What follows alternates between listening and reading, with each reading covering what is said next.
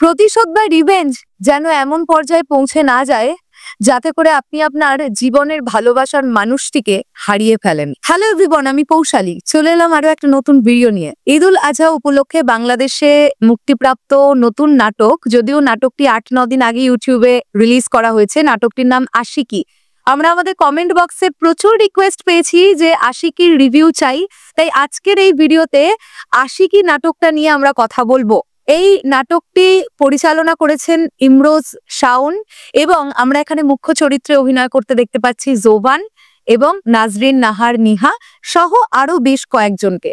তো কেমন লাগলো এই নাটকটা? প্রথমেই যদি এই নাটকটার গল্পটা নিয়ে ছোট্ট করে আমরা আলোচনা করি, এখানে আমরা জোবানের চরিত্রটাকে দেখতে পাচ্ছি, যিনি একজন স্ট্রাগলার। তিনি তার নিজের পায়ে দাঁড়াতে চাইছেন, কিন্তু তাকে দেখতে খুব কুৎসিত, কিন্তু তিনি ভালোবাসেন একটি অপূর্ব সুন্দরী মেয়েকে। একই কলেজে তারা পড়েন এবং মেয়েটিকে তিনি প্রেম নিবেদন করতে যান। মেয়েটি তার প্রেমকে রিজেক্ট করে দেয়। তারপরে সময় এগোয়, ঘড়ির কাঁটাটা ঘোরে, এই জোবানের ক্যারেক্টারটাই হয়ে ওঠে প্রতিপত্তিশীল এবং তারপরে এই নাজরিন নাহার চরিত্রটাই আবার জোবানের জীবনে ফিরে আসতে চায়। কিন্তু তারপরে কি হয়, এটা নিয়েই হচ্ছে এই নাটকের গল্প। বন্ধুরা, এই নাটকটা খুব সিম্পল একটা স্টোরির ওপরে তৈরি। মানে এমন নয় যে আমরা এই ধরনের স্টোরি আগে দেখিনি, প্রচন্ড টুইস্ট অ্যান্ড টার্নস আছে, এমন কিছুই নয়। খুব সিম্পল একটা স্টোরি লাইন, কিন্তু তাও নাটকটা দেখতে আপনার ভালো লাগবে। 1 ঘন্টা ডিউরেশনের একটা নাটক। নাটকটা এত সুন্দরভাবে আমাদেরকে পুরো নাটকটা একটা স্নিগ্ধতা দিয়েছে। মানে যে জায়গায় ধরুন জোবানের চরিত্রটা প্রপোজ করতে যাচ্ছে নাজরিন নিহার চরিত্রটাকে, এবং তার রিজেকশন, এবং তারপর থেকে তার যে নিজের সঙ্গে নিজের চ্যালেঞ্জ, এবং তারপরে তার যে মোড়টা ঘুরে যায়, জোবানের যে মানে চরিত্রের মোড়টা যে ঘুরে যায় জীবনে, সেটা খুব একদম অদ্ভুত ভাবে একটা মানে গেম চেঞ্জারের মতন। এবং সর্বশেষে এই নাটকটির ক্লাইম্যাক্স এমন ভাবে শেষ করা হয়েছে যেটা শেষে গিয়ে আপনার চোখে জল আসবে। আমার তো খুব ইমোশনাল লাগছিল যে এরকম ঘটলো, ব্যাপারটা এরকম হলো। স্পেশালি এই নাটকটার বেশ কটা গান আছে এবং গেস্ট অ্যাপিয়ারেন্সে আমরা কণা দিদিকে দেখতে পেয়েছি। স্টুডিওতে তিনি গান রেকর্ড করছেন, এরকম সিন দেখতে পাওয়া গেছে। প্রতিটা গান এই নাটকে খুব সুন্দর। একটা সময় গিয়ে আপনার মনে হবে যে এটাকে আমি নাটক দেখছি না, কোনো মিউজিক্যাল একটা জার্নির মধ্যে আমি আছি। মানে নাটকের মোটামুটি প্রথমার্ধ যে সময়টা থেকে জোবান তার ক্যারিয়ারে দাঁড়াতে শুরু করলো এবং সে প্রচুর নামযশ পেতে শুরু করলো, সেই সময় বেশ কয়েকটা গানের সঙ্গে আপনি পরিচিতি লাভ করবেন, যে গানগুলো কিন্তু ভালো লাগবে আপনার। তো সব মিলিয়ে না এই নাটকটা খুব সিম্পল একটা গল্প হওয়া সত্ত্বেও খুব সুন্দর একটা ফিল দেয়। গল্প তো বলা মোটামুটি শেষ, যতটুকু স্পয়লার ফ্রি করে বলা যায় আমি বললাম। এবারে আমরা আসি অভিনয় নিয়ে কথা বলতে।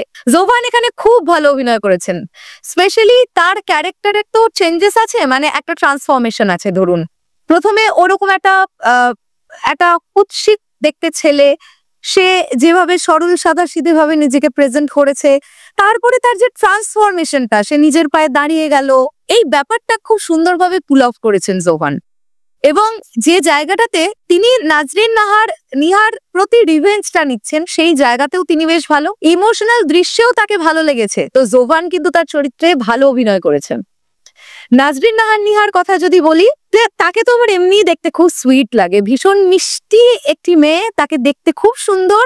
এবং সে এখানে একটি বড় লোকের মেয়ের ক্যারেক্টার প্লে করেছেন। তার বাবা এখানে প্রচন্ডই প্রতিপত্তিশীল একজন ব্যবসাদার। তো সেই ক্যারেক্টারটাকে নাজরিন নিহাকে খুব ভালো লেগেছে, তিনিও খুব ভালো। নাজরিন নিহার মায়ের চরিত্রে যে ভদ্রমহিলা অভিনয় করেছেন, তাকে ভালো লেগেছে। বেশ কিছু কলেজ ফ্রেন্ডসদের দেখতে পাওয়া গেছে, তাদের ভালো লেগেছে। সব মিলিয়ে অভিনয় সবাই সবার জায়গায় বেশ ভালো করেছেন। এবার যদি আমরা আসি ডিরেকশন নিয়ে কথা বলি, তো এখানে শাওন ভাইয়া খুব সুন্দর ডিরেকশন দিয়েছেন। নাটকটাকে যেভাবে তিনি দেখিয়েছেন, তার ভিজুয়াল যেরকম, থ্রু আউট নাটকটা আমাদের দেখতে ভালো লাগে। এরপরে সিনেমাটোগ্রাফি ইজ ভেরি ইম্পর্টেন্ট। প্রতিটা ফ্রেম দেখতে ভালো লাগে, প্রতিটা ফ্রেম এত সুন্দর। কালার গ্রেডিং আর একটা ডিপার্টমেন্ট, এই নাটকের কালার গ্রেডিং এত সুন্দর হয়েছে, একটা ঝাঁ চকচকে ব্যাপার। যখন আমরা ইউনিভার্সিটির ক্যাম্পাসটা দেখতে পাচ্ছি, সেটা এক রকমের। যখন আমরা ইনডোর দেখতে পাচ্ছি, ঘরের ভেতর দেখতে পাচ্ছি, সেটা এক রকমের। সব মিলিয়ে না লাইটিং এর কাজও খুব ভালো হয়েছে, খুব চকচকে দেখতে লেগেছে পুরো ব্যাপারটাকে, যেটা ভালো লেগেছে। ব্যাকগ্রাউন্ড স্কোর ওয়াজ টু গুড। আমি আগেই গানগুলো নিয়ে কথা বললাম, প্রতিটা গান ভালো লেগেছে নাটকটার, আর ব্যাকগ্রাউন্ড স্কোরও খুব ভালো লেগেছে, বেশ ভালো লেগেছে। এই নাটকটা দেখে বোঝা গেছে যে এর প্রোডাকশন ভ্যালু আছে, খুব বেশি না হলেও প্রোডাকশন ভ্যালু তো আছে। এবার কথাটা হচ্ছে, আপনি কি এই নাটকটা সপরিবারে বসে দেখতে পারবেন? উত্তর হবে হ্যাঁ, একেবারেই পারবে। এমন কিছু দৃশ্য, এমন কোনো ডায়লগ এই নাটকের মধ্যে নেই যা আপনার পরিবারের সঙ্গে বসে দেখতে আপনাকে ইতস্তত বোধ করাবে। এই নাটকটার আরো একটা পজিটিভ দিক কিন্তু এটা। তো সব মিলিয়ে অনেকের কাছেই মনে হতে পারে যে এত সিম্পল একটা স্টোরি লাইনের গল্প আমরা এর আগে দেখেছি, তো এটার মধ্যে আমরা নতুনত্ব কি পাবো? বাট দর্শক কিন্তু বুঝিয়ে দিয়েছে, এই নাটকটাকে ভাইরাল করেছে দর্শক, এবং তারা কিন্তু বুঝিয়ে দিয়েছে নাটকটা তাদের ভালো লেগেছে। আর আমিও সেই দর্শকের মধ্যে থেকে খুব একটা বাইরে যেতে পারলাম না, কারণ নাটকটা আমারও বেশ ভালো লেগেছে। খুব জানা একটি গল্পের ওপর কাজ হলেও নাটকটা থ্রু আউট আমাদেরকে এনগেজিং করে রাখতে পারে। তো সব মিলিয়ে এই ছিল আমার আশিকি নাটকের রিভিউ। আপনারা যারা দেখেছেন তাদের কি মন্তব্য এই নাটকটা নিয়ে? আর অবশ্যই যারা দেখেননি তারা দেখে নিন, আমার মনে হয় আপনাদের খুব বেশি খারাপ লাগবে না। তবে হ্যাঁ, যারা একটু থ্রিল পেতে পছন্দ করেন, যারা একটু টুইস্ট অ্যান্ড টার্নস পেতে পছন্দ করেন, যারা একটু অন্য রকমের গল্প দেখতে পছন্দ করেন প্রেমের গল্প বাদ দিয়ে, তাদের জন্য কিন্তু এই নাটকটা নয়।